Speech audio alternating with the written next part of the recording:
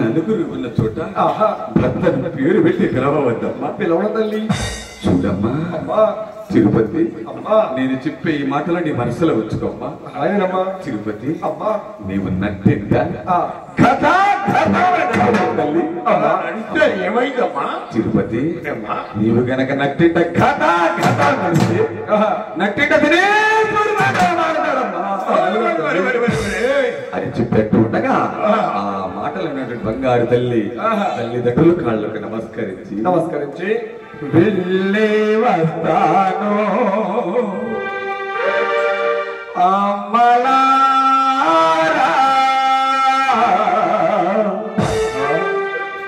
వెళ్ళి వస్తాలి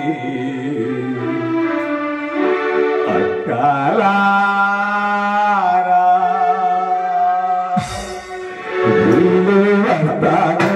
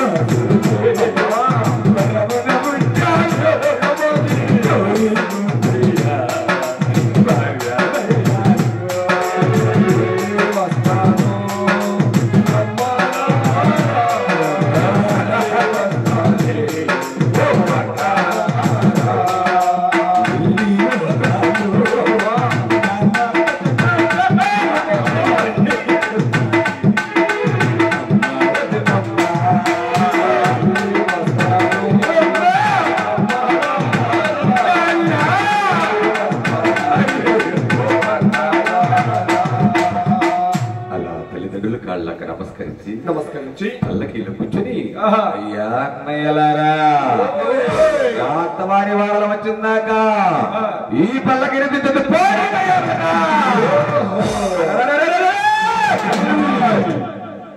అంతలో నా యొక్క శ్రీనివాసుడు చూసి అమ్మా తిరుపతమ్మా, ఆనాడు నీ తల్లిదండ్రులు నన్ను మరచారు, ఈనాడు నీవు కూడా నన్ను మరచి గోవిందా తలవకుండా వారి వాళ్ళకి వస్తావా చూస్తానని చెప్పి ఏ విధంగా పరిమారుతున్నాడయ్యా.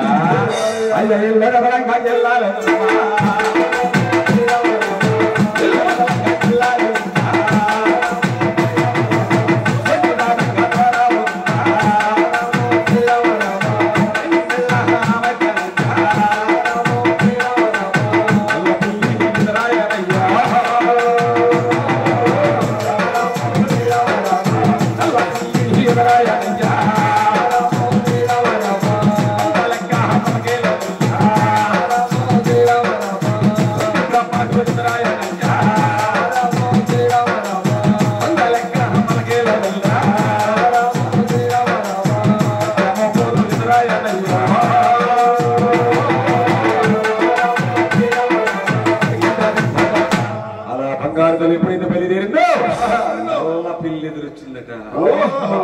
అలా కొంత దూరం వెళ్ళగానే ఒంటి బ్రాహ్మణుడు వచ్చాడట.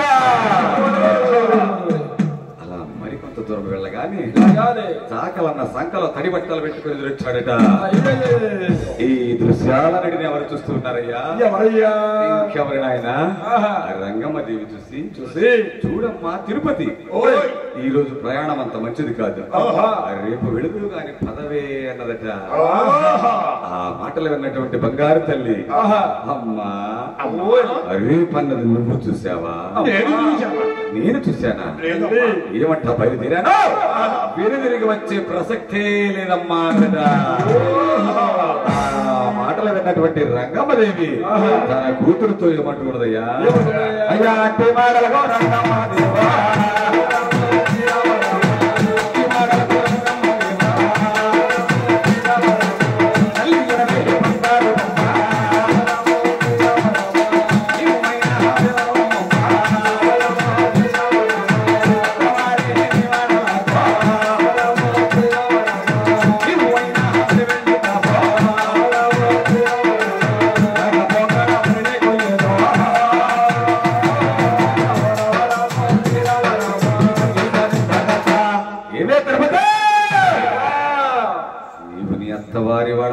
వెంట వెళతావు ఇక నీకు రావటం తెలియదు. ఆ మాటలు విన్నటువంటి బంగారు తల్లి పల్లకీలో కూర్చొని అయ్యా అన్నయ్యలారా నా అత్తవారి వాడల వచ్చిందాక ఈ పల్లకీల నుంచి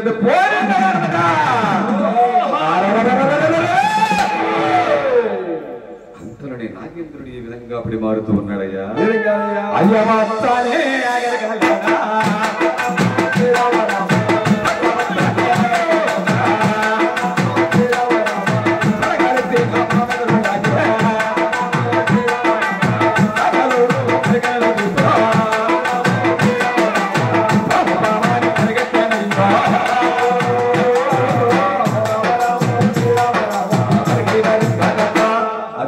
చాకలి వాడు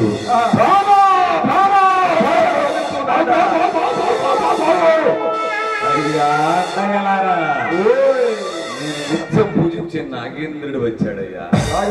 అలా పరుగులు తీవద్దయ్యా అని చెప్పి ఆ నాగేంద్రుని అభిరంగా ధ్యానిస్తున్నదయ్యా.